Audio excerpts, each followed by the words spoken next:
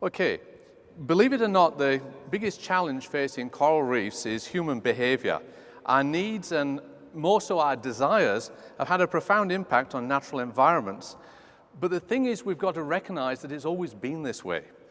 The Romans, when they returned from England after a successful campaign in, I think it was AD 64, Claudius came back into Rome, delighted. He'd got hostages, he's got his prisoners there, the slaves, he had enamelware, he had hunting dogs, and he had a walrus.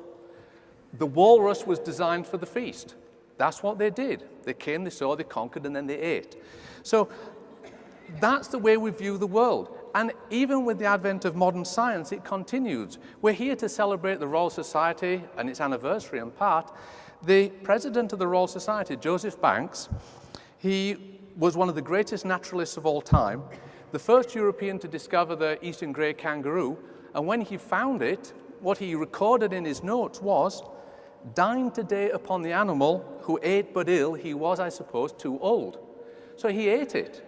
And his predilections were well known. So William Bligh, mutiny on the Bounty guy, governor of New South Wales, he found an echidna. He knew what Banks wanted, so he sent the echidna to Banks, and he wrote an important note. And on the note he said, or is reported to have said, "This animal was roasted and found of a delicate flavor." So the way we view animals and the way we view environments has always had that little gastronomic twist to it, and nothing's changed. We still do it to this day. We have a live fish trade where we catch fish off the reef and we eat them, partly because we're hungry and there's people around the world who are eating fish because they have to, but also because it's good fun. There's something about the desire to kill and the desire to eat good-looking things that we haven't seemed to get over. We have to recognize this in ourselves, and once we've done that, we can maybe accept it and realize that we have to do something about it. Now, I want to put this in the context of climate change. People talk about climate change, and it is a threat. We have to do something about it. And as Janice and Malcolm have described to us, it is a huge problem that's looming. We're going to have to come to terms with it. But as one of my colleagues recently said, at the rate we're going, destroying the reefs, there's going to be nothing left for climate change, global warming, and ocean acidification to kill. We've got to do something for things today. Now, the question is, what is it that we're going to do? The actions that we can take, there's several of them. One of the most effective has been these no-take areas, the marine protected areas. Natalie and Laurie have shown that they're very, very effective, they're very good, and we're in a fortunate position here on the Barrier Reef that we've protected large areas of the reef. But around the world, less than 2% of the reefs are effectively protected in this way. So what on earth is going to happen to the remaining 98%? Now, whether you like it or not, humans are inextricably associated with coral reefs. We're a part of that system, and you're not going to be able to get us out very easily. So what I wanted to do is I wanted to know what our effect was. I know it's hideous. I'll get rid of it in a second. So what is our presence there doing to the reef? Now, I'm not just interested in biodiversity. I want to know how we're influencing how the reef works. So what I was looking at is the functions of the reef. It's a little bit like a roadworthy for a car. If you want to know how a car's working, you have a roadworthy. You check the essential things, the brakes, the steering, and the engine. If you don't have those, the whole thing just doesn't work. It's the same with a coral reef. It has got important functions, and those are what I was going to check. So there's various groups. There's grazers like this. These are the ones that keep the reef trim. They take off all the algae and keep it looking neat.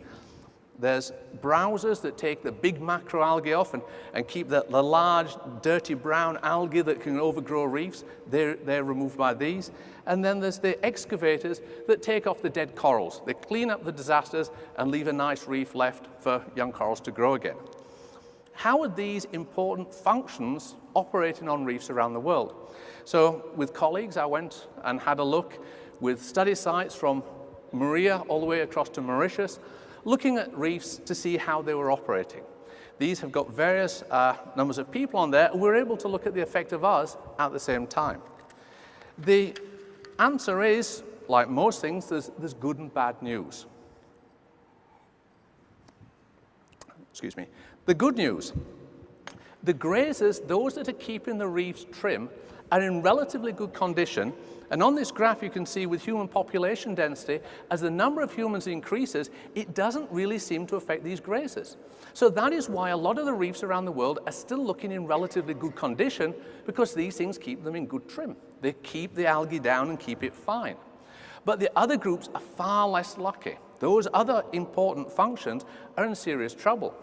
So the excavators, these are removing the dead corals and keeping the reef clean, those are starting to disappear. And as the number of humans increases, they dramatically decrease in numbers. And effectively, with humans, these eroders can't keep the reefs clean. And the number of humans it takes is something like 2 to 8 people per square kilometer. These are wilderness numbers. So it's the average density of humans somewhere like Tasmania or Queensland. If they're fishing those reefs and the reefs aren't protected, these important functions will disappear. And the same seems to be happening. One of my colleagues, Andy Hoey, described this today to the scientific meetings. For the browsers, these are the ones that remove the big algae, they're probably in the same situation. They've been overfished throughout a huge extent of their range. So we're dealing with a world that has got things missing from the coral reefs. Now, in terms of the effects, what this does is it limits the ability of reefs to cope with change. If we're looking at a world into the future with climate change and all sorts of other disturbances, these things, these functional groups, these fishes, are in effect like the brakes on the car. These are the ones that act when things get out of control. And what we're doing is we're going into this uncertain future. Climate change is coming. Exactly what it's going to do, we can't say, but I think it's a fairly good prediction that it's going to produce some change, some instability, and a turbulent time for reefs and ourselves. And what have we done? We've managed to lose these fishes. Why are we losing them? Why are they disappearing? Because we're killing them. It's as simple as that. So what we've got to do is we've got to recognize this and come to terms with it. So the question is there any hope for fishing on reefs? The answer is yes. The beauty of it is in that recognizing that these fishes are really important, we can identify them to be protected. To protect the important functions on reefs, to keep them working, to keep them going, even in an unstable future, we have to protect less than 10% of the species. And the effects are going to be immediate. If you leave them on the reef, the following day they're going to be feeding, they're going to be protecting your reefs for you. For a lot of people in the world, they've effectively disconnected the brakes from their reefs, and we're heading headlong into this new unstable future. So we have the opportunity to do the right thing. We've just got to act. What we need is some effective leadership, and we need to act fast. But the beauty of it is we now know what we need to do, so we can start putting this protection in place. So in terms of how we're viewing this, what we've got, the reefs are there for us to use. It's like having that barnyard full of animals. We've walked in there. There's a treasure trove of things available to us. We've gone for the biggest, the fattest, the slowest, and the easiest. We have gone for the golden goose. Because whilst it might not look like it, for coral reefs, that is cooking the golden goose. That's destroying our reefs. And with that, thank you.